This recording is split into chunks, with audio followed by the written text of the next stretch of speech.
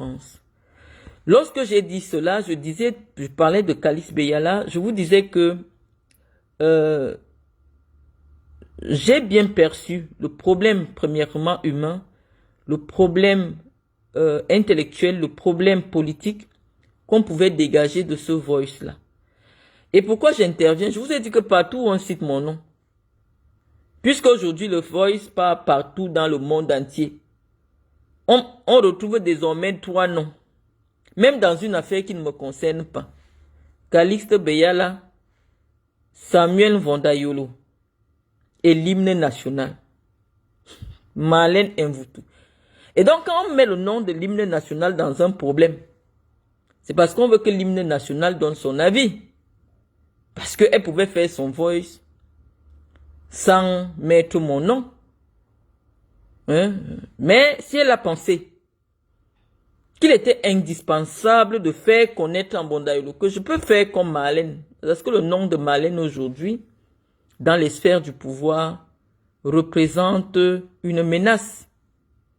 Donc effectivement, quand j'avais dit à J.Rémingono que en réalité au Cameroun aujourd'hui, ceux qui gouvernent pensent que ce que Marlène Mvutu fait sur les réseaux sociaux est très dangereux parce que eux ils comprennent la portée de mon discours.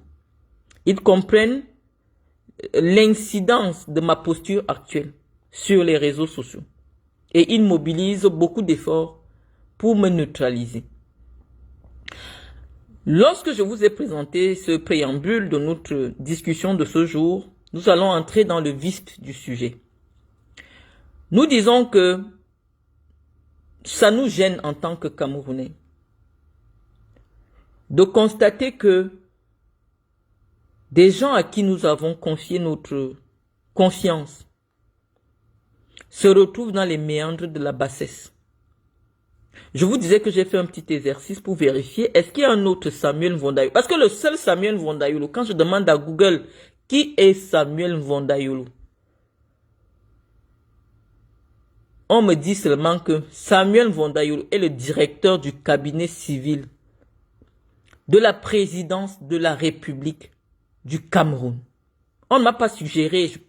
Si j'avais un deuxième téléphone, on aurait fait cet exercice ensemble parce que nous sommes le mur des preuves. Nous sommes le mur des preuves. Mais je vous dis, chacun a son téléphone, essayez de vérifier. Parce que nous prenons des précautions langagières. Essayez de vérifier, peut-être que Calixte Beyala, ou alors la voix apparentée à celle de Calixte Beyala, s'adressait à une autre personnalité au Cameroun, ou alors dans le monde, qui s'appellerait Samuel Vondayolo. Google ne retrouve pas. Donc je suppose que si c'est un voice qui a été rendu public, c'est parce que ce voice concerne des personnalités publiques. Avec CyberOps, mon chef des services de renseignement, il m'a fait une petite réflexion que je voudrais partager. Parce que nous, avant de venir faire les lives, on fait des conclaves, inbox. Parce qu'il faudrait qu'on soit sûr que notre sortie soit pertinente et que les Camerounais puissent, au sortir de nos communications,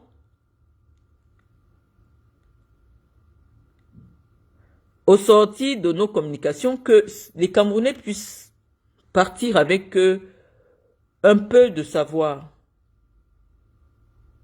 Donc, je vous disais que CyberOps, mon chef de mon service de renseignement, me dit que Zumanto a titré que c'est Vondayolo qui lui aurait transmis le voice pour qu'il partage. Et dans son analyse, il disait, ce voice porte tellement atteinte à la posture, à l'honorabilité, à la crédibilité de Samuel Vondayolo, que ça nous pose un problème des interrogations. On voudrait savoir pour quel intérêt, en ce moment très crucial où on sait qu'il y a la guerre des tranchées à l'intérieur de la présidence de la République, Samuel Vondayolo aurait besoin de divulguer un tel voice qui ne l'honorent pas. Ça signifie simplement que les Instrumentaux sont entrés en complicité avec certaines personnes du régime de Paul Biya qui veulent couper la tête de Mvonda Yolo. Et je mets ma crédibilité en jeu,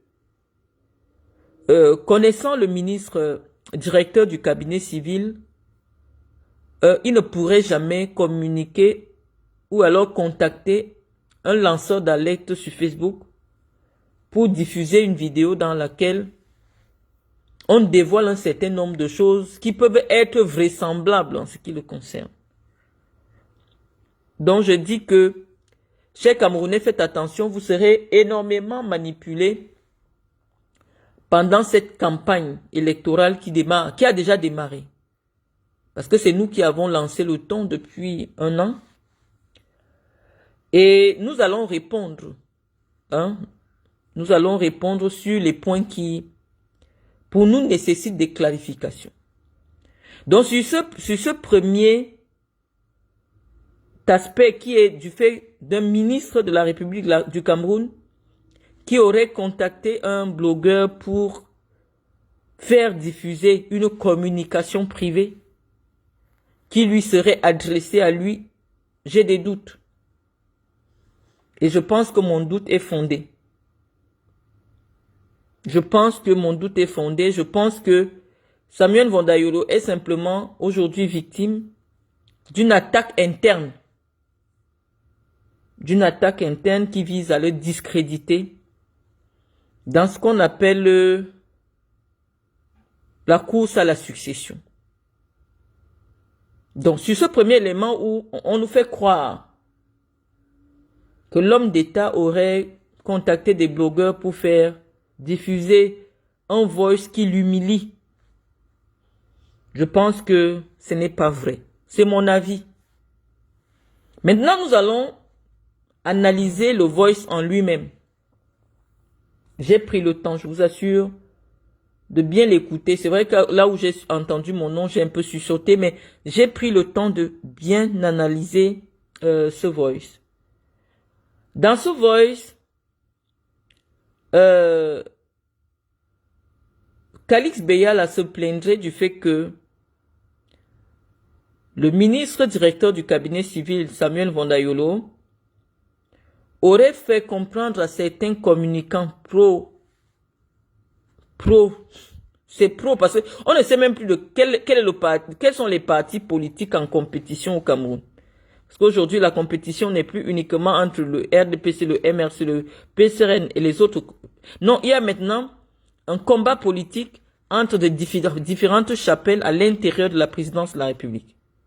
Donc, il paraît que les communicants pro Mvonda Yolo auraient laissé entendre que c'est Calix Beyala, à la suite qui aurait fait fuiter l'information selon laquelle une certaine Nadia Murte, qui séjournerait actuellement au Cameroun, serait à la tête, aurait été choisie pour conduire la communication du candidat président Biya pour l'élection de 2025, sachant que une telle opération coûte environ dans les 6 à 7 milliards de francs CFA.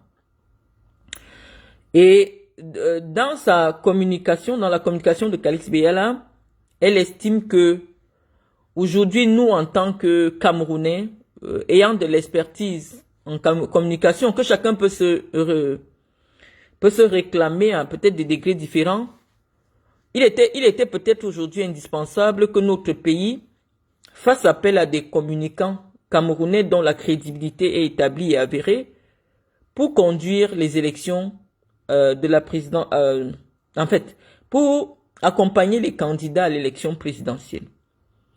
Et donc, il se pourrait que Samuel Mvonda Yolo avait fait comprendre à ces personnes-là que elle-même, Calix Beyala, pendant qu'elle arpentait les plateaux de télé au Cameroun et peut-être ailleurs pour soutenir Biya, ne l'aurait pas fait par conviction, elle l'aurait fait parce qu'elle avait reçu de l'argent pour venir affirmer que après 40 ans ou après 38 ans de pouvoir, Biya était l'homme qui pouvait changer le Cameroun.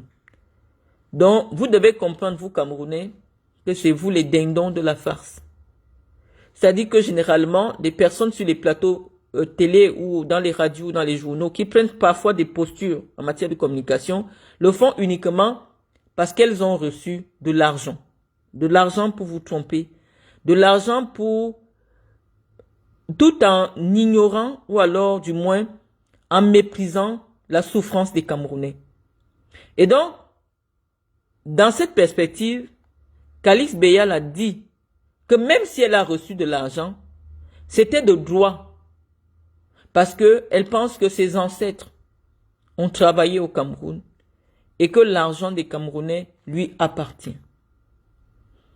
Nous allons nous arrêter à ce premier élément pour dire qu'en réalité, dans les pays où la transparence, où on prône la transparence, lorsqu'on est un communicant, par exemple comme Havas en France, lorsqu'Havas prend une campagne de communication pour un candidat politique, il ne fait pas semblant d'être un intellectuel qui a un avis désintéressé. C'est là que commence mon reproche vis-à-vis de Calix Beyala, parce que pendant longtemps, lors des élections de 2018, elle aurait pris une posture d'une intellectuelle désintéressée qui apporte une expertise ou alors ou du moins un soutien désintéressé à un homme qu'elle pense pouvoir conduire, ou alors du moins qu'elle pense comme étant le seul qui pourrait conduire le Cameroun à l'émergence. On dit que dans les pays développés, les communicants qui sont financés disent la vérité, que oui, j'ai un client maintenant, je dois communiquer pour lui, et tout le monde comprend qu'en réalité, il s'agit d'une opération commerciale. Au lieu d'être dans une posture de citoyen ou de citoyenne et de faire semblant de mener un combat idéologique alors qu'on est là pour remplir une feuille de route ou alors remplir un contrat, rentre dans le cadre de ce que j'appelle l'escroquerie intellectuelle. Et on dit donc que les escrocs intellectuels doivent un peu nous pardonner.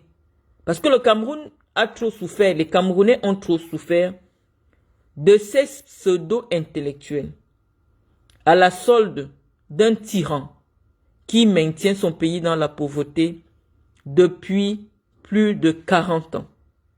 Moi, je vais vous dire personnellement, les amis, je peux dire tout ce que je veux sur tout le monde. Personne n'a un doc sur moi. Je vous dis, j'ai jamais reçu un franc de qui que ce soit.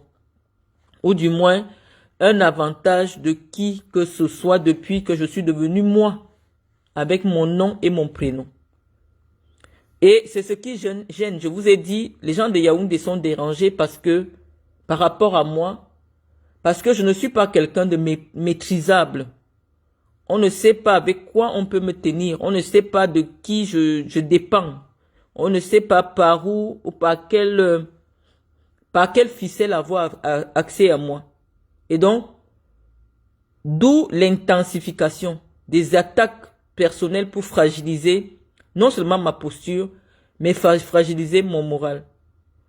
Et je vous expliquais, les amis, que dans le Voice, on découvre que, à un moment donné, Calix Beyala a eu des accointances plus ou moins intimes avec monsieur le directeur du cabinet civil de la présidence de la République.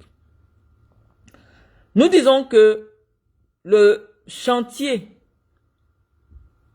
de Paul Biya pour la moralisation, parce que vous savez que les piliers du biyaïsme sont la rigueur, la moralisation et la démocratisation du Cameroun. Et l'un des piliers fondateurs du biyaïsme est la moralisation de la vie publique. Et donc nous pensons que ça devient gênant. Ces hautes personnalités qui occupent des fonctions de responsabilité, qui peuvent être à tout moment cités dans des histoires d'entrecuisses. On pense que au Cameroun aujourd'hui, en 2025, les hommes ou les femmes qui occupent des fonctions de responsabilité devraient faire preuve de probité morale.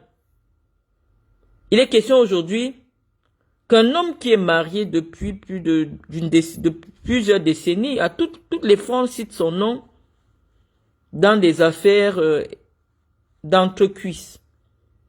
Lorsqu'il était question que Paul Chouta dévoile la relation, je ne veux pas qualifier ça de sexuel ou alors d'amoureuse, parce que si un seul homme est associé à plusieurs femmes différentes au même moment, je ne sais plus si ce sont des relations amoureuses. Je vais pouvoir trouver un mot pour qualifier cela de la prédation sexuelle. On pourrait aujourd'hui, au vu des éléments de preuve, puisque Calix Beyala ne s'est pas caché pour vous faire comprendre d'une manière ou d'une autre, dans un français que nous seuls les adultes nous comprenons, qu'en réalité, elle aussi aurait fait partie de l'escarcelle sexuelle du directeur du cabinet civil de la présidence de la République. Nous disons que toute personne qui occupe des fonctions de responsabilité au plus haut sommet de l'État devrait faire preuve de probité morale. Parce que lorsqu'une personne est de probité morale et lorsque vous êtes des citoyens exigeants, vous pouvez réclamer la démission ou du moins le limogeage de toute haute personnalité qui s'illustre dans l'espace public comme étant quelqu'un aux mœurs légères. Et nous pensons que si le directeur du cabinet civil de la présidence de la République, dont le nom est clairement identifié dans cet audio, qui circule dans le monde entier, parce que ce n'est pas seulement au Cameroun, s'il ne dépose pas une plainte contre Calix Beyala, on dit souvent que qui ne dit mot consent. Parce que moi, j'ai insulté des gens que je connais. J'ai insulté des gens qui m'ont insulté. Mais moi, je n'ai jamais vu Mvonda Yolo faire un direct Facebook pour dire quoi que ce soit sur qui que ce soit. Et donc, si Mvonda Yolo ne dépose pas une plainte pour insulte publique, pour diffamation, nous allons savoir que il se reconnaît dans tout ce qui est dit dans cet audio, et donc du moins, nous pensons qu'un tel personnage ne devrait plus être en charge des affaires réservées du président de la République. Parce que c'est de trop. Nous avons des noms qui ont été cités, que parfois nous reconnaissons. Je vous ai dit, Mouchili là, la Mouchili, c'est la grande sœur de Coco Emilia. Pour que ceux qui suivent mon clash depuis avec Samuel Eto'o et ses compères, ce nom est revenu. Mouchili, c'est la grande sœur de Coco Emilia. Et je crois que son fils doit être sur ma page, qui est le directeur de One Isbet. Je vous ai dit que le Cameroun aujourd'hui, c'est une république des copains. Quand vous ne connaissez personne, quand vous n'avez personne, quand vous n'avez pas de relation, malheureusement, quel que soit votre talent, quel que soit votre expertise, on ne peut pas vous appeler. Les gens mettent leurs gens, même s'ils n'ont pas de qualité, pour pouvoir récupérer le magot. Parce qu'on vous a dit, la campagne de Paul Biya, c'est beaucoup d'argent. Et donc, même si cette Nadia Mourte ne peut pas se placer en face de moi pour communiquer sur les réseaux sociaux, ou du moins pour concevoir une campagne, parce qu'elle n'a pas de référence académique en ce qui concerne le marketing politique, ou du moins une expérience avérée en matière de communication. Mais comme elle a peut-être une relation particulière avec quelqu'un à étudier, non, c'est à elle qu'on va confier la communication de Paul Biya, alors que nous, les filles du dialogue, parmi nous, on peut compter des gens qui sont des références en matière de communication avec des parcours avérés. Quand vous nous dites qu'on part en brousse, on part en brousse parce que oui, je ne peux pas avoir fait 25 années d'études, avoir fait des écoles de référence en matière de communication et parce que je n'ai pas offert ma paire de fesses à mon grand frère, il ne m'appelle pas à la communication, ne serait-ce que du RDPC, ou pas moins du candidat pour lequel pour lequel nous nous battons sur les réseaux sociaux. Personne ne peut dire qu'en 2018, mes sorties, ou du moins mon implication dans la campagne n'a pas été notoire. Vous allez nous reprocher d'être des écrits. On vous dit que non. Les Français viennent gagner les marchés chez nous. Mais nous, on ne peut pas gagner les marchés en France. Parce que la France privilégie d'abord ses ressortissants en ce qui concerne tout ce qui touche à la souveraineté du pays. Cette Nadia Mouté-là, si moi je m'assois sur Internet, parce qu'on dit qu'elle a une expertise en matière de communication digitale, non, elle ne peut pas. Parce que c'est ce que moi je vais dire qui va inonder les réseaux sociaux. Et dans ma stratégie, parce que je vais communiquer à la Camerounaise. Et à ce jeu-là, Nadia Mouté ne peut pas nous battre. Si Calix Beyala s'assoit sur Internet pour communiquer pendant la campagne, non, Nadia Mouté ne peut pas. Mais nous fâchons pourquoi? Je vous l'avais déjà dit dans un premier temps lorsque j'avais exprimé la raison pour laquelle j'avais décidé d'être en brousse avec ces gens-là. C'est que parfois, vous vous rendez compte qu'ils sont animés par une boulimie satanique de toucher à toutes les femmes qui existent. C'est-à-dire que vous pouvez être la plus calée, la plus intellectuelle. Je n'ai pas commencé à insulter seulement sur Facebook. J'ai arpenté ces couloirs-là. Je vous dis, j'ai rencontré Vondaïolo chez lui. Je connais tout ce monde. Avant que je ne devienne l'ennemi public numéro 1, c'est des couloirs que je fréquentais. Je vous ai dit que j'ai régulièrement mangé avec la belle-fille de Chantal Biage et tout. J'étais tout le temps avec elle.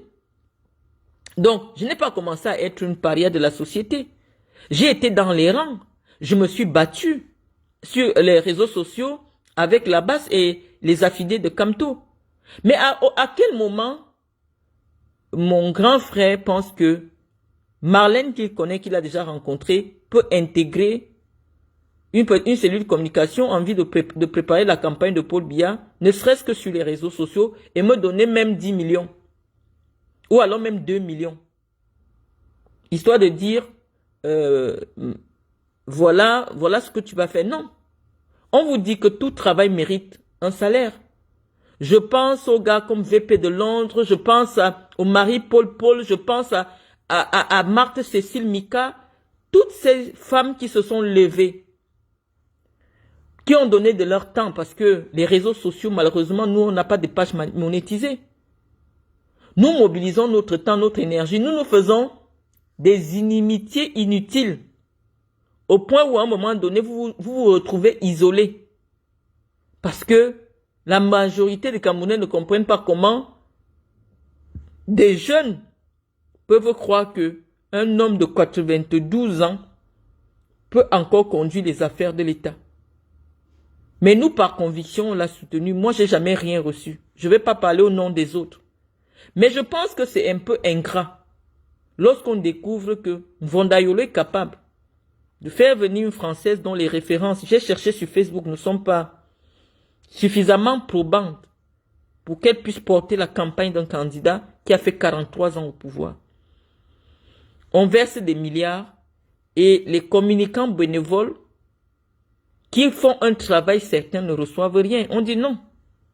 On ne travaille pas pour rien. C'est pour ça que moi, comme j'ai beaucoup plus de cran, parce que je porte le sang de boulot. Moi, je suis sorti, j'ai dit que je ne suis plus là. On ne se fout pas d'une femme boulot pendant longtemps. Tout le monde sait que nous, dans n'importe quel mariage, quand ça ne va plus, nous, on claque la porte. Mais les autres souffrent en silence.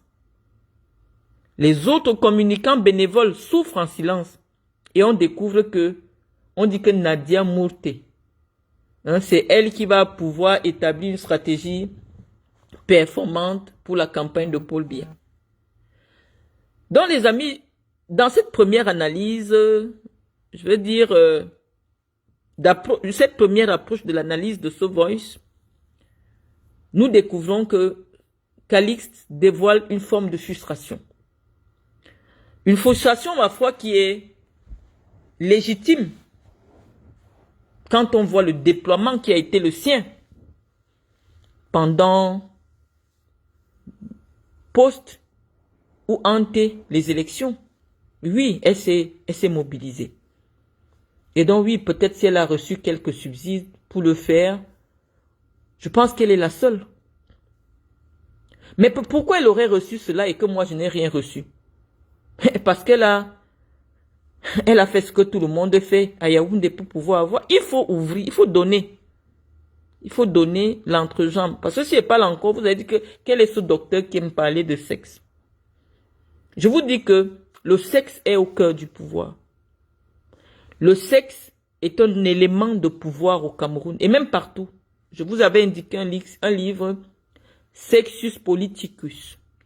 Les hommes de pouvoir sont des boulimiques du sexe. Et donc, ils fonctionnent parce que dans un rapport de pouvoir, parfois le sexe intervient pour mettre des femmes intellectuelles à leur solde.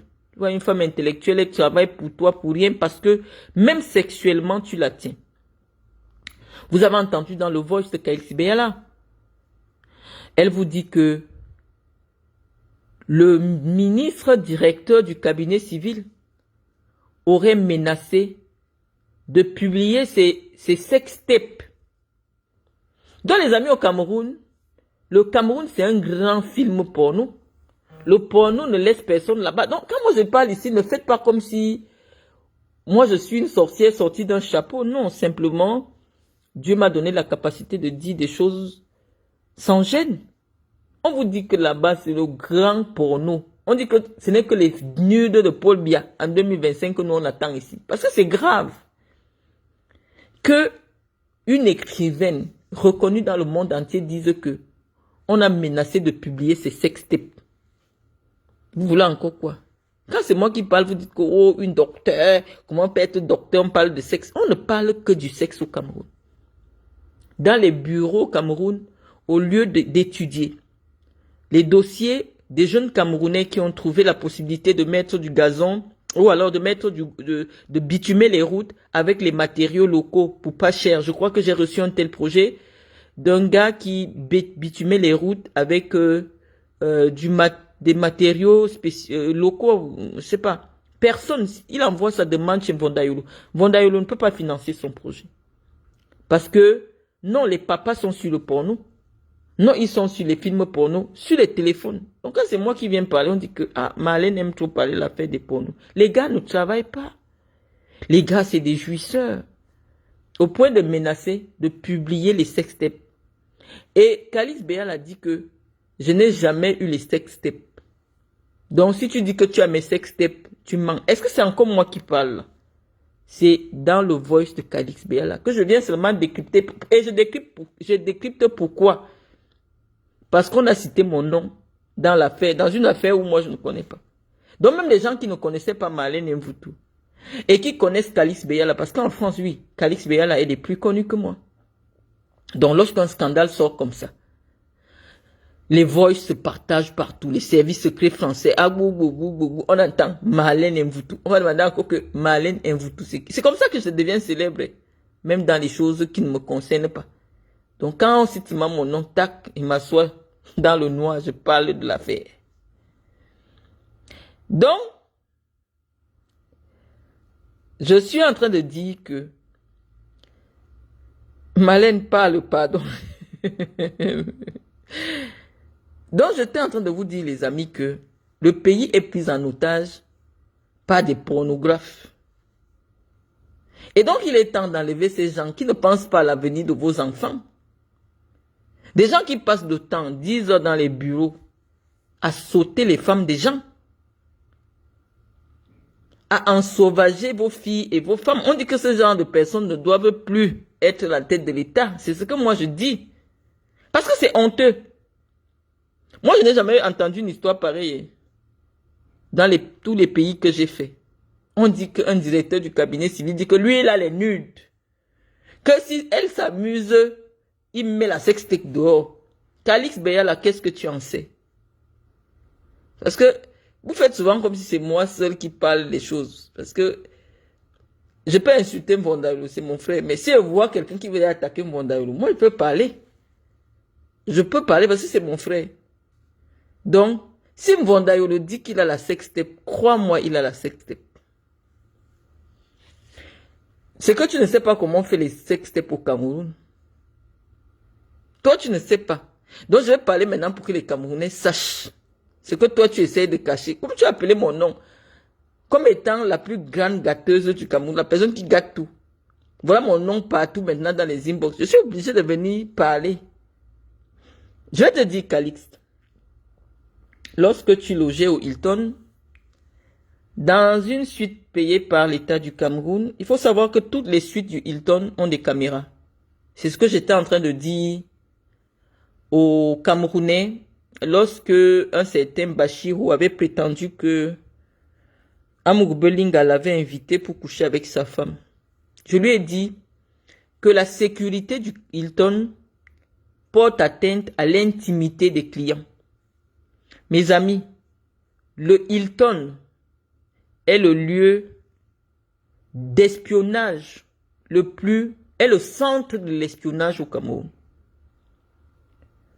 Le Hilton que vous voyez là, c'est le centre de l'espionnage au Cameroun. Toute femme qui a déjà eu des rapports sexuels au Hilton, il y a sa sextape. Donc ne vous inquiétez pas. Donc si le grand frère dit que j'ai les sextapes, Calixte comprend qu'il a les sextapes, puisque c'est lui qui payait ta chambre. C'est lui qui payait ta chambre. On dit qu'il y a tes sextapes, accepte seulement que oui. Parce que si tu sais qu'un jour, tu as déjà fait quelque chose au Hilton, tes nudes sont dehors. Donc je vais te donner un conseil, Calixte. La personne que tu veux attaquer là, je te tutoie parce que je te tutoie. Je t'ai tutoyé dans la vie privée. La personne à laquelle tu t'attaques, c'est quelqu'un qui n'a pas beaucoup de sentiments. Et j'ai bien peur pour toi. Il est contre-productif de t'attaquer à ce monsieur de manière aussi frontale. En réalité, il ne t'a rien fait.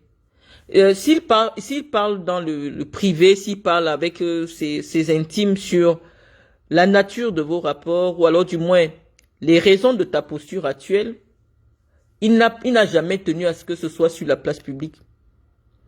Lorsque tu as été dévoilé, donc quand votre relation a été dévoilée par Paul Chouta, je pense que Mvondayolo a pesé de tout son poids pour que ton honneur soit lavé. Je crois que Paul Chouta a fait 2 ans de prison, que j'ai toujours pensé injuste. Parce que pour une simple diffamation, ou alors, on ne peut pas parler de simple diffamation en matière délictuelle, on dit simplement que il n'y avait rien de méchant. Parce que Chouta n'avait dit que la vérité. Mais je pense que sacrifier un jeune qui dit la vérité sur ce qui concerne 2 adultes consentants, ça ne mérite pas 2 ans de prison. Mais Chouta qui n'est pas mon ami, je pense que c'était injuste. Et à cause de tout ce que Chouta a souvent dévoilé en ce qui te concerne ou d'autres personnes, Chouta a failli perdre la vie. Et donc tu sais clairement à qui tu as affaire. Puisque tu dis qu'il est sanguinaire, il a épluché vivant des gens. Je ne trouve pas l'intérêt pour lequel après ces années où tu ne le rencontres plus, tu insistes pour apparaître dans son sillage. Et donc tu dois comprendre que c'est un homme pour sa réputation qui ne s'amuse pas. Mvondayolo, ce n'est pas le rigolo de Samuel Eto'o. Ils ont le même prénom. Mais sur le plan intellectuel et spirituel, c'est 2 personnes différentes. Donc je te parle maintenant en tant que sœur. C'est-à-dire que moi-même, la gâteuse nationale, je sais sur qui je peux gâter et sur qui je ne peux pas gâter. Parce que lorsqu'on vient avoir des communications, oui, on va faire des analyses politiques sur ce qui s'est dit, oui. Mais on dit aussi que humainement, ce n'est pas le moment de perdre une grande figure comme toi. Moi, je te menace pas. Mais je te dis clairement ce qui est. Que toi, tu es mieux placé que moi pour savoir ce que ces gens, ou alors du moins ce que ce monsieur est capable de faire pour protéger sa réputation. Le voice qui se retrouve dehors, ne peut être que de ton fait. Parce que en réalité, la personne qui sort grandie de ce voice, c'est bien toi. C'est bien toi, les Camerounais comprennent, oui, tu as jeté un milliardaire camerounais qui s'appelle James Onobiono, un grand frère qui m'aime aussi bien, qui n'a rien demandé pour se retrouver sur les voices de Facebook. Malheureusement, son nom est sorti. On découvre aussi plein de choses que tu as bien voulu faire comprendre. Donc en réalité, lorsqu'on fait une enquête judiciaire, la personne qui a plus intérêt à ce que ce voice soit dévoilé, c'est bien toi. Parce que ça te remet au centre de l'attention, ou du moins ça te donne une stature, une posture qui te serait peut-être favorable aujourd'hui pour être approché par les opposants au régime de Biya. Parce que oui, lorsqu'on a été habitué à être financé pour donner ses avis intellectuels, tous les râteliers sont bons. Mais je t'assure que le conseil que je peux te donner, lorsque tu as flirté avec ces gens-là et que vos relations sont terminées, que ce soit terminé entre vous, il est préférable pour toi et pour ta santé mentale et intellectuelle de t'éloigner de tout ce qui concerne le Cameroun. Au moins, du moins pour le moment, parce que moi, je ressens beaucoup plus de la détresse amoureuse qu'une vraie perspective intellectuelle. Tu diras ce que tu penses. Je sais la froideur intellectuelle nécessaire lorsque une personne analyse des faits de manière intéressée. Et cette froideur, je ne l'ai pas ressentie. Chaque fois que tu fais une sortie sur le régime de Yaoundé, ça peut peut-être être une faiblesse que je vais avouer. Moi, je n'arrive pas à voir autre chose que de la frustration intime. Il y a beaucoup de frustration intime à chaque fois que tu évoques l'affaire de Mvondayolo. Il y a beaucoup de frustration. Je n'arrive pas à ressentir la neutralité émotionnelle qui est nécessaire pour analyser froidement des faits. Je pense qu'une rupture amoureuse peut se faire aussi de manière silencieuse. Ou du moins, la guérison d'une rupture tumultueuse, la guérison après une rupture tumultueuse peut aussi résider dans le silence absolu. Parce que je t'assure, après ce voice que tu viens encore de faire diffuser, tu t'es encore beaucoup plus décrédibilisé. Et l'analyse que moi je fais, sachant le potentiel que tu représentes, le fait de vouloir toujours te ridiculiser, parce que ça devient ridicule en fait, derrière cette histoire de Mvondayolo, te décrédibilise plus qu'autre chose. Tous les Camerounais savent que tu as couché avec Mvondayolo. Je vais le dire. Moi, je n'ai pas peur de Mvondayolo. C'est mon frère, je m'en fous. Il veut, il envoie les gens me tuer. Mais moi, je sais. Je sais et il sait que je sais. Et tu dis aux gens que tu as couché avec lui. Donc moi, je peux faire dire. Parce que c'est ça que tu as dit dans ton voice. Mais le fait d'avoir couché avec lui te décrédibilise. Ça te décrédibilise pourquoi? Parce que ça t'a fait perdre la neutralité intellectuelle nécessaire pour analyser froidement des faits. Et donc, malheureusement, pour 2025, tu es hors course en matière de communication intègre ou d'analyse froide des faits qui se passent au Cameroun. Donc, je pense que tu as intérêt de guérir d'abord de cette rupture. Je ne sais pas ce qui s'est passé, je ne sais pas les promesses qui ont été faites, je ne sais pas, mais je pense, et je l'ai dit, parce que Mvondayolo traîne déjà suffisamment de casseroles, qu'en réalité, si Paul Biya était encore le président de la République du Cameroun, je pense que c'était le moment de se départir de son directeur du cabinet civil, parce que Paul Biya n'a jamais été un homme de bruit. Et la personne qui gère le cabinet civil de la présidence doit être un homme suffisamment discret, suffisamment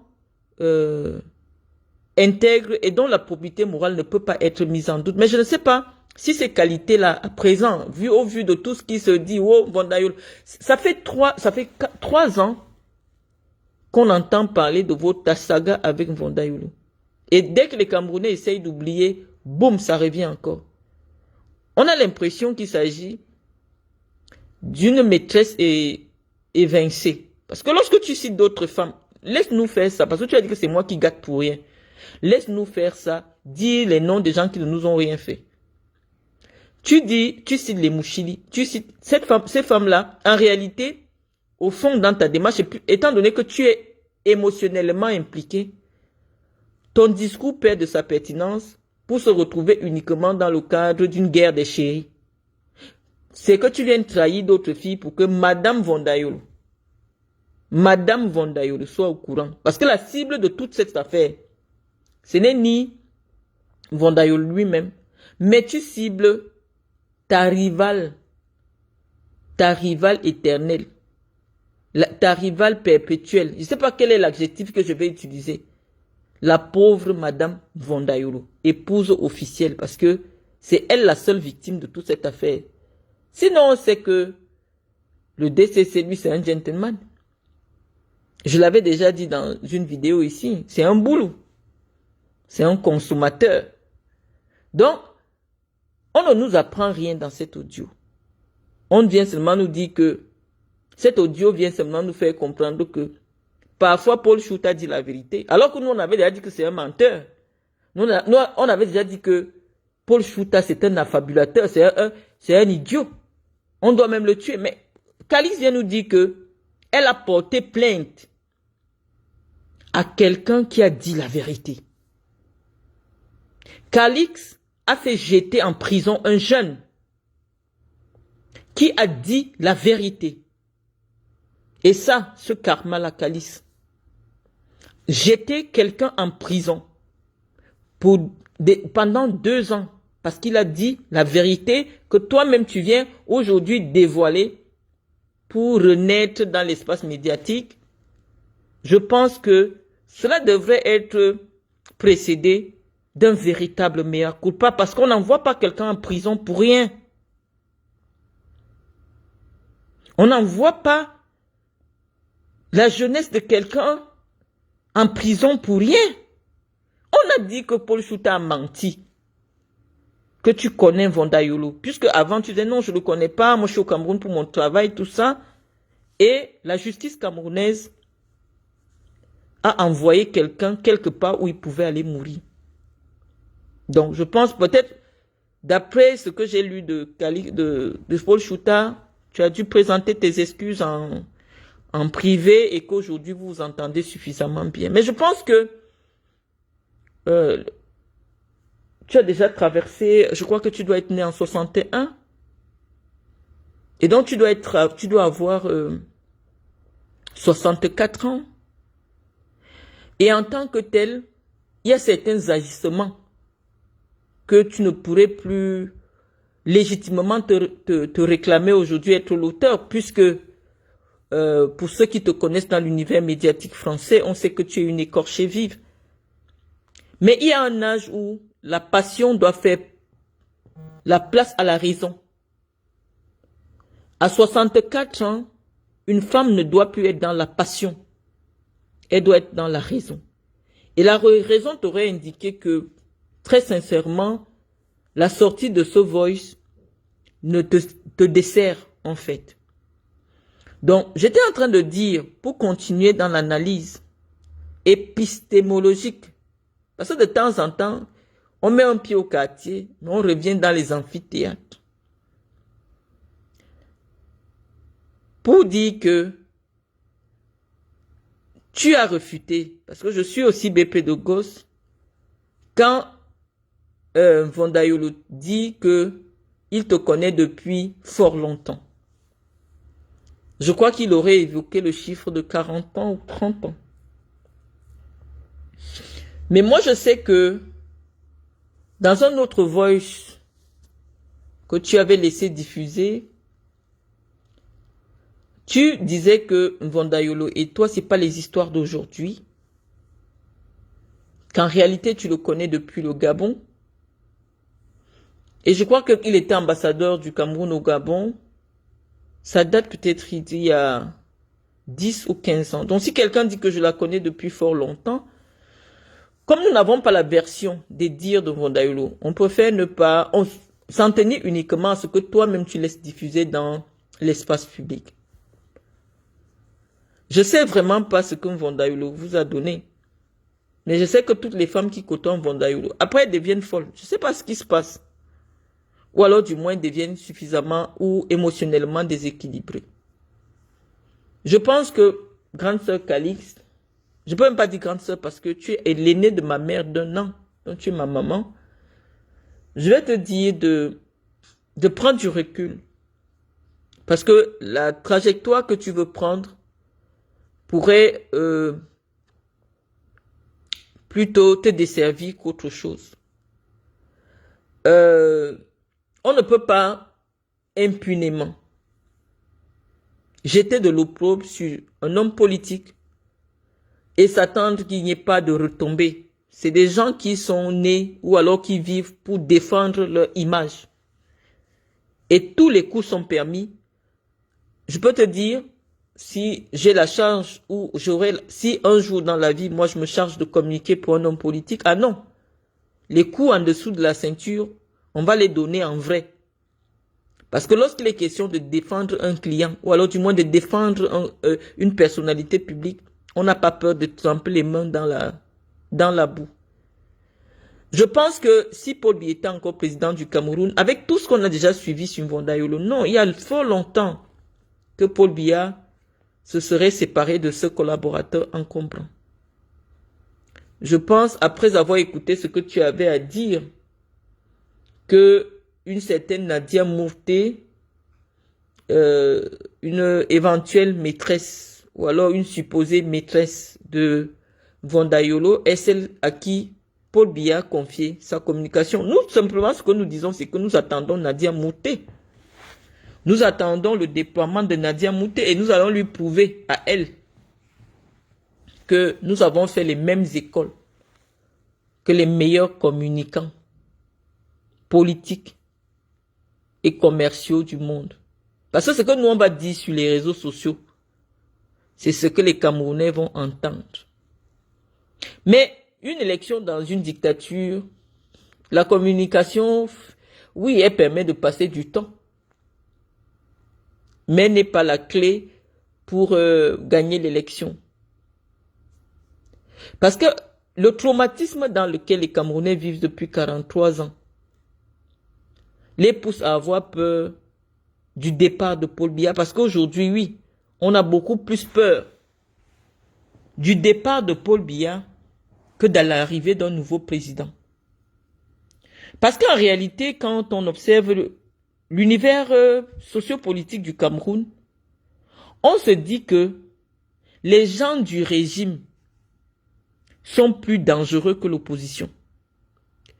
On constate que il y a plusieurs camps dans le sérail et que ces camps-là sont désormais sur le point de départ pour faire vivre un enfer aux Camerounais après Biya. Et donc les Camerounais ont l'impression aujourd'hui que le seul répit qu'ils pourraient avoir, c'est que Paul Biya reste un peu encore au pouvoir le temps de voir, si je puis me permettre cette tirade suffisamment puérile. Paul Biya se présente aujourd'hui comme la garantie d'un moment de répit. On a l'impression que les gars qui sont autour de Paul Biya, c'est des requins. Des requins. Et tout le monde est prêt à tout. Je vous ai dit que le gouvernement de Paul Biya, c'est comme le gouvernement de Samuel Eto'o. Bon, je ne peux pas encore vous dire les chapelles de tout un chacun. Mais je vais vous dire que chacun a pris une petite parcelle du pouvoir de Paul Biya parce que Paul Biya ne dirige plus au Cameroun. Et lorsque on se rend compte que certaines... Je vous ai dit la dernière fois, moi je ne lis pas quelque part. Donc, vous allez me permettre peut-être parfois d'avoir des discours décousus. Mais comme nous, on est dans le Congo-Ça des réseaux sociaux, le Congo-Ça veut que à chaque point, qu'on mette un peu le piment avant de rentrer à l'université. Donc, nous allons mettre le piment. Je vous ai dit que Mouchili, la grande sœur de Coco Emilia, était la maîtresse de Samuel Eto'o. Je vous ai dit ça. Parce que moi, je parle de Samuel Eto'o parce qu'il m'a provoqué. Et maintenant, on cite déjà son nom chez Mvonda Yolo. Donc, vous pouvez comprendre les accointances qui existent entre les gens. Donc, quand vous voyez les gens s'embrasser là, c'est les gens des partous, c'est les gens des nudes. Donc, il y a un gouvernement des nudes et des partous. C'est-à-dire que si tu n'es pas un partouzeur, tu ne peux pas être l'ami des gens de la partouze. Comprenez un peu ce que je vous explique. C'est-à-dire qu'ils se partagent les femmes, ils se partagent des nudes, ils se partagent des sextapes. Il y a ce gouvernement-là. Et donc, en principe, peut-être que leur chef, vous comprenez déjà où il se trouve. C'est-à-dire que le cabinet civil est le gouvernement des nudes et des partous. Donc, toute personne que vous voyez dans ce département-là, c'est les nudes et les partous. Hein? Donc, si tu n'es pas dans la partouze, donc même si vous voyez un pasteur dans ce groupe-là, lui-même il est dans la partouze pastorale. Même si vous voyez un pasteur avec quelqu'un qui fait des partouzes, lui-même il fait dans la partouze pastorale. Donc, on va identifier les différents camps et vous expliquer les implications politiques qui peuvent embraser notre pays plus tard. J'étais en train de vous dire que dans certaines officines du pouvoir, certaines personnes n'ont pas beaucoup apprécié le zèle de Mvonda Yolo, puisque moi-même je l'avais souligné, j'avais trouvé que c'était une faute. Le président ne peut pas être vivant. Le premier ministre chef du gouvernement ne peut pas être vivant. Et on nous envoie un communiqué selon lequel le directeur du cabinet civil, il dit que c'est même par abus qu'il est ministre. Le directeur du cabinet civil, en temps normal, c'est un grand directeur dans l'administration centrale. Et donc, lorsque Paul Biya n'avait plus la capacité de jugement, les gens ont commencé à s'arroger des titres de directeur, de ministre, alors que c'est écrit directeur du cabinet civil. On ne peut pas être ministre directeur. Ça n'a pas de sens. On comprend simplement que c'est des choses qui arrivent au moment où Paul Biya n'a plus la jugeote. On ne peut pas interpeller quelqu'un par ministre directeur du cabinet civil. C'est un abus. Le directeur du cabinet civil est un directeur de l'administration centrale. Mais voilà. Roger, bienvenue. Tu viens de marier, comment encore? Donc, je tente de vous dire que lorsque j'ai vu ce communiqué, je pense que j'avais attiré votre attention sur le fait que non. Lorsque je parle, ils ont fait supprimer ma vidéo où j'interpellais l'armée camerounaise sur la violation de la Constitution qui est faite à ciel ouvert au Cameroun. Et je disais que l'armée avait la responsabilité de protéger la Constitution de la République camerounaise. Et je vous disais que la Constitution camerounaise est claire sur les prérogatives du chef de l'État et sur les prérogatives du premier ministre chef du gouvernement, lesquelles prérogatives ne sont pas cessibles. Ça veut dire qu'on ne peut pas céder ça à quelqu'un. Par exemple, convoquer des conseils de ministres. Et donc, quand j'ai vu le communiqué selon lequel le directeur du cabinet civil se permettait de prendre sur lui, de convoquer le conseil des ministres, je vous ai dit que c'était une déclaration de guerre et que les autres camps vont se lever sur lui en vrai. J'ai vu le titre d'un live de mon grand frère J. Rémi Ngono. Malheureusement, je suis pas allé regarder, mais j'ai lu le titre. Il disait que Mvonda Yolo évince Ngongo sur la vice-présidence du pays. J'étais en train de vous dire que cette maladresse du directeur du cabinet civil allait lui coûter cher. Et ça n'a pas tardé. Les balles sortent en vrai. C'est-à-dire que Bayala qui sort en voice, je ne sais pas comment le voice se retrouve sur les réseaux sociaux. C'est Mvonda Yolo qui sort suffisamment fragilisé. Et donc, si on avait à la tête du pays un homme qui jouit encore de toutes ses facultés cognitives, il n'y a pas longtemps, dans la semaine qui suit, Mvonda Yolo devrait être débarqué de son poste de directeur du cabinet. Parce que le directeur du cabinet civil, c'est celui qui gère, c'est le particulier du président de la République. C'est-à-dire que les choses les plus secrètes de l'État sont entre ses mains. Et je vous ai dit que ça ne doit pas être un homme qui est dans le bruit. Mais comme eux là-bas, ils savent que le père est fini. Le père est fini, le père n'est plus là. Le père, c'est eux qui gèrent le père là-bas. C'est eux là qui gèrent le père. Le père, il est là-bas comme une photo.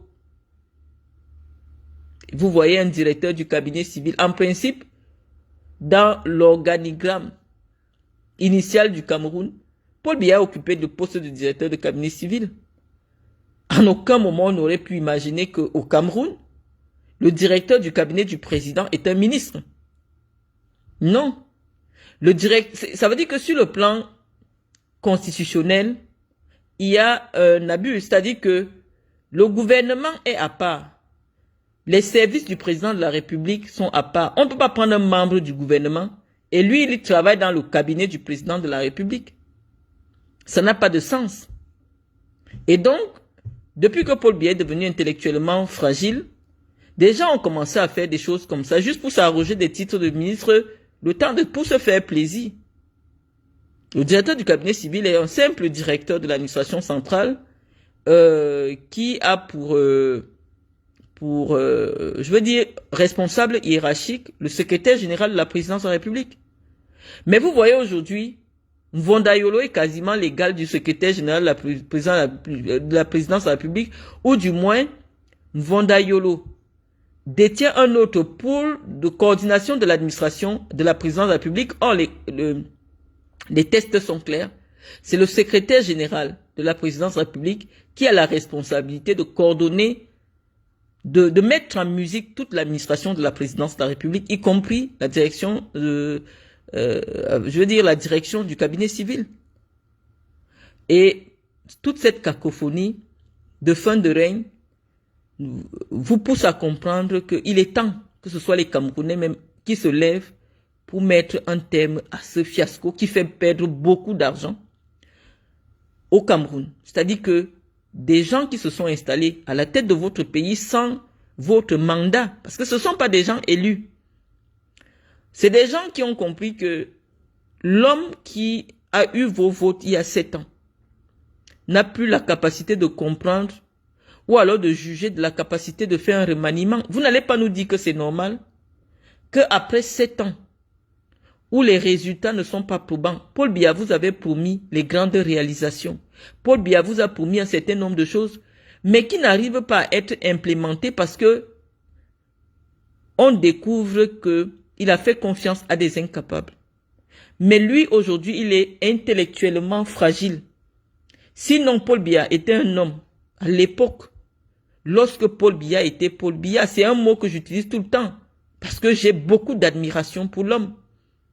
Je pense que si j'ai eu envie de faire des études, je crois que mes oncles sont là, je me suis aussi beaucoup inspiré de l'élégance intellectuelle de Paul Biya.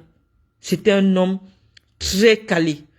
Et c'était un homme d'une rigueur absolue. C'est-à-dire que il y avait des ministres au Cameroun, ils font 18 mois, en temps qu'on l'a enlevé. Les ministres changeaient au Cameroun. Regardez le nombre de gouvernements que Paul Biya a fait à une époque.